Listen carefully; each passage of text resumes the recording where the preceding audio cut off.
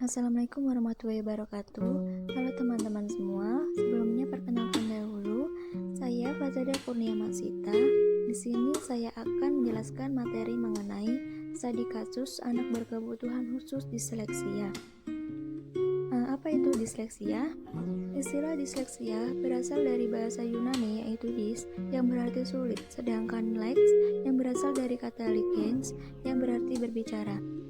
Jadi dapat disimpulkan bahwa disleksia itu gangguan belajar yang ditandai dengan kesulitan membaca. Nah, di sini ada identitas seorang siswa yang mengalami gangguan belajar disleksia.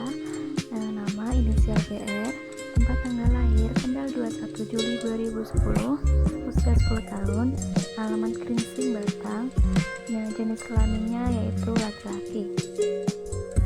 Nah, jadi kasusnya itu, subjek itu adalah salah satu murid di sekolah swasta yang mengalami kesulitan membaca.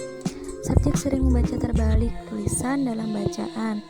Pernah suatu ketika, subjek itu diminta untuk membaca sebuah bacaan dalam buku. Subjek itu membaca sangat lama dan sering terbata-bata atau kurang lancar. Dalam satu paragraf saja, subjek itu melakukan kesalahan sebanyak mungkin 4 kali atau 3 kali. Kesalahan yang dilakukan oleh subjek itu yaitu seperti contoh kata dapat, subjek itu bisa membaca padat, kemudian solo dibaca loso, nama dibaca mana, dan padat dibaca dapat.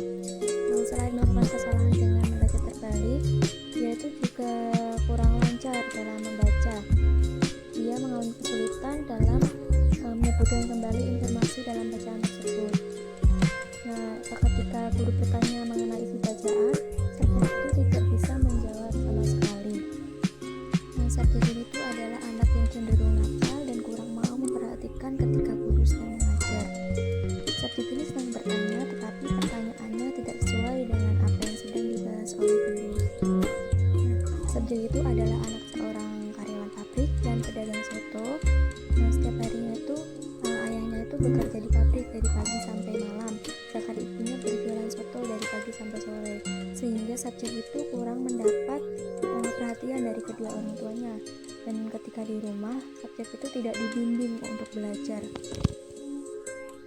Orang tua subjek itu tahu bahwa anaknya itu mempunyai kesulitan dalam membaca, tetapi tidak ada penanganan khusus yang dilakukan dikarenakan orang tua subjek itu sibuk bekerja.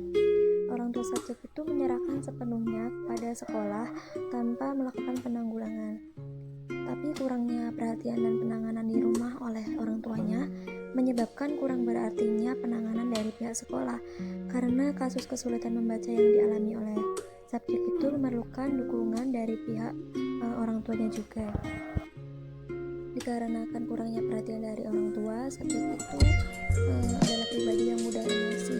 Jadi itu dia tuh sering marah.